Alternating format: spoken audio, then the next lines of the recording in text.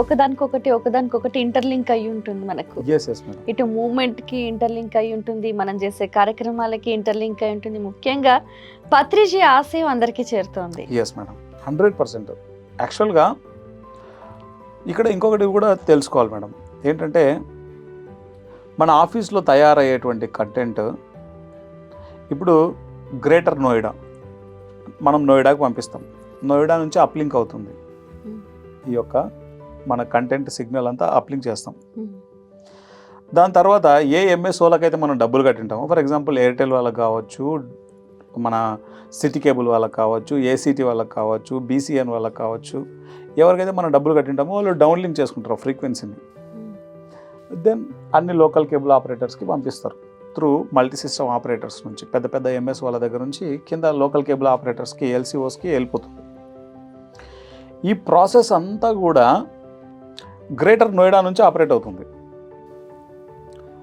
మనం ఇక్కడుండి కూడా గ్రేటర్ నోయిడాకి పంపించాలి. వాళ్ళు చక్కగా అక్కడ నుంచి నోయిడా వాళ్ళకి పక్కనే ఢిల్లీలో.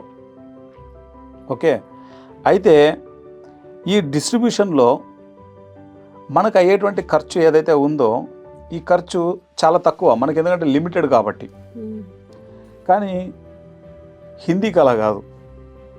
ఫర్ ఎగ్జాంపుల్ హిందీ ఛానల్ని మనం దూరదర్శన్లో ఇవ్వాలనుకోండి, దూరదర్శన్ ఛానల్లో దానికి బిడ్డింగ్లు వేస్తారు, పాట పాడతారు, దాన్ని కాస్ట్ కోట్లల్లో ఉంటుంది.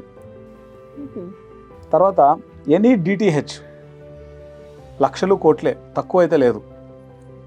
తర్వాత పెద్ద పెద్ద నెట్వర్క్స్ ఉన్నాయి అక్కడ, ఫాస్ట్ వే అని, తర్వాత హ్యాత్వే అని, తర్వాత డెన్ నెట్వర్క్ అని, ఇలా అనేక నెట్వర్క్స్ ఉన్నాయి, పెద్ద పెద్ద నెట్వర్క్స్ ఉన్నాయి. ఈ నెట్వర్క్స్ అన్నిటికీ మన డిస్ట్రిబ్యూషన్ ఇవ్వాలి. డిస్ట్రిబ్యూషన్ ఎంత బాగా ఇస్తే మన ఛానల్ అన్ని ఇళ్లలో అంత బాగుంటుంది. కానీ హిందీకి వచ్చేసరికి కోట్లు ఖర్చు అవుతుంది, ఓన్లీ డిస్ట్రిబ్యూషన్కే కోట్లు ఖర్చు అవుతుంది. ఇప్పుడు మనందరి తపన ఏంటంటే మేడం, ప్రతి ఇంటికి ధ్యానం వెళ్ళాలి అన్నది మన తపన. కాబట్టి హిందీ ఛానల్ని మనం శాటిలైట్ చేయడం అన్నది ఎంత అయితే కీలకమో, దాన్ని డిస్ట్రిబ్యూషన్ చేయడం అంతకన్నా 100 రెట్లు కీలకం. ఇప్పుడు ఎట్లుంటుందంటే మేడం, నేను ఒక కారు కొన్నాను, మనం పెట్రోల్ పోయాలన్నా వద్దా?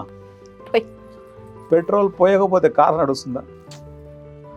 నువ్వు రోల్స్ రాయస్ అన్నా కొను, బెంజ్ కారు కొను, BMW కొను, లేకపోతే మారుతి 800 కొను, పెట్రోల్ మ్యాండేటరీ. ఏ కారుకైనా పెట్రోల్ పోయాల్సిందే. ఇప్పుడు శాటిలైట్ అంటే ఏంటంటే ఒక కారు కొనడం లాంటిది, దానికి ఫ్యూయల్ పోయడం అనేది డిస్ట్రిబ్యూషన్ ఇవ్వడం. మెయింటెనెన్స్ అనేది చాలా risky task. Yes madam. Okay, ఇవన్నిటిని కూడా వాళ్ళు ధ్యానం ద్వారా చాలా సమర్థవంతంగా నిర్వహిస్తున్నారు. ఇప్పుడు నిజానికి ఆలోచిస్తే కనుక ఈ డిప్ప ఉంది కదా, ఇది ఊడిపోవాలన్నమాట.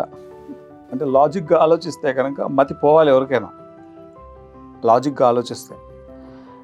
కాకపోతే ఏంటంటే పత్రిజీ యొక్క శక్తి నడిపిస్తోంది అని క్లియర్గా చెప్తాను నేను ఇక్కడ. ఎందుకంటే ఆ ఛానల్లో నేను కూడా డైరెక్టర్గా ఉన్నాను కదా. 100 కోట్లు కాదు 1000 కోట్లు ఉన్న వాళ్ళు కూడా టీవీ ఛానల్ పెట్టాలంటే భయపడతారు. ఎందుకంటే టీవీ ఛానల్లో డబ్బులు ఏం రావు, డబ్బులు ఖర్చు అయిపోతాయి కానీ డబ్బులు తిరిగి రావు.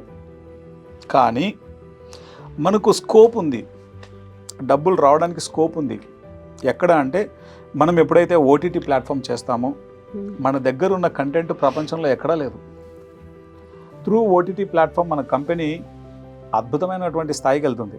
ఇదే 2023లో మనం ఓటీటీ లాంచ్ చేస్తున్నాం, PMC ప్రైమ్. సో ఆ ఓటీటీ ప్లాట్ఫామ్ త్రూ మనీ పుష్కలంగా వస్తుంది కంపెనీకి. అది ఆ నమ్మకం అందరికీ ఉంది. ఒకటి.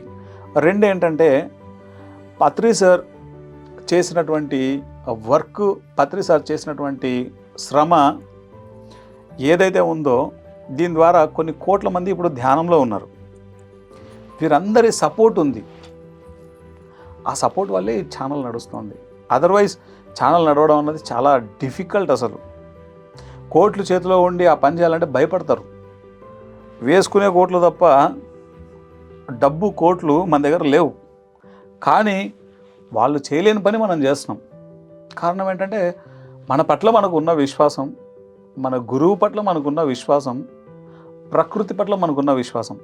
ఇప్పుడు నేచర్ కోసం మనం పని చేస్తున్నాం, ఆ నేచర్ ఏ టైంకి ఏమి ఇవ్వాలో అది ఇస్తుంది అన్నటువంటి విశ్వాసం, ఆ నమ్మకం. మనందరి బాధ్యత పిఎంసి హిందీని మనం సపోర్ట్ చేయడం, పిఎంసి హిందీని మనం ప్రోత్సహించడం అన్నది ప్రతి పిరమిడ్ మాస్టర్ బాధ్యత. ఓకే, చాలా బాగుందండి. పిఎంసి గురించి, అలాగే పిఎంసి హిందీని వాళ్ళు ఎలా సాటిలైట్ చేసి మేనేజ్మెంట్ ఎంత చక్కగా ప్రజల వద్దకు తీసుకెళ్తుందో సవివరంగా మా అందరికీ తెలియజేసినందుకు ధన్యవాదాలు. Thank you.